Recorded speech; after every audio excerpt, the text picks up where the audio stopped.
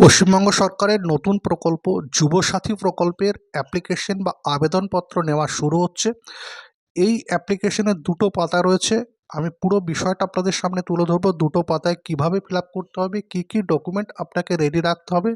পুরো ভিডিওটা দেখুন, পুরো বিষয়টা আপনাদের সামনে ক্লিয়ার হয়ে যাবে। আপনাকে কিন্তু এই আবেদনপত্রটা নির্দিষ্ট ক্যাম্পে গিয়ে জমা দিতে হবে, অর্থাৎ দুয়ারে সরকারের যে রেজিস্ট্রেশন নম্বর, সেখানে যে রেজিস্ট্রেশন নম্বরটা আপনাকে দেবে সেটা আপনাকে ফর্মে লিখতে হবে। এর বাইরে মাধ্যমিক পরীক্ষায় আপনার যে নামটা রয়েছে মার্কশিট বা সার্টিফিকেটে, সেই নামটা সঠিকভাবে সঠিক স্পেলিংটা আপনাকে লিখতে হবে। মোবাইল নম্বর দিতে হবে। মোবাইল নম্বর অবশ্যই ব্যাংকের সঙ্গে, ব্যাংক অ্যাকাউন্টের সঙ্গে যে মোবাইল নম্বরটা আপনার লিঙ্ক করা আছে সেই নম্বরটা দেবেন। এর বাইরে জেনারেল কিছু ইনফরমেশান রয়েছে, ইমেল, বাবার নাম, মায়ের নাম, জন্ম তারিখ, এছাড়া আপনার ঠিকানা, রেসিডেন্সিয়াল যে বিষয়গুলো রয়েছে ইনফরমেশন, সেগুলো এর মোটামুটি জেনারেল যে ইনফরমেশনগুলো দেওয়া হয় সেগুলোই আপনার প্রথম পাতায় লাগছে। দ্বিতীয় পাতায় আপনার মাধ্যমিকের যে ইনফরমেশনগুলো রয়েছে মাধ্যমিক পরীক্ষার, সেগুলো আপনাকে দিতে হবে। শিক্ষাগত যোগ্যতা, সর্বোচ্চ যোগ্যতা সেটা লিখতে হবে। বর্তমান পেশা সেটা আপনাকে উল্লেখ করতে হবে যদি থাকে কিছু।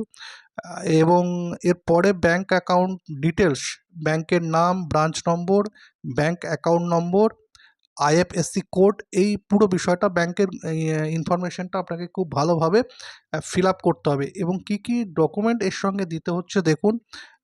সেলফ অ্যাটেস্টেড ফটোকপি যেগুলো দিতে হচ্ছে সেটা হচ্ছে মাধ্যমিক বা সমতুল পরীক্ষার অ্যাডমিট কার্ড, এরপর মার্কশিট, সার্টিফিকেট, আধার কার্ডের কপি, ভোটার কার্ডের কপি এবং ব্যাংক অ্যাকাউন্টের পাসবইয়ের প্রথম পাতা।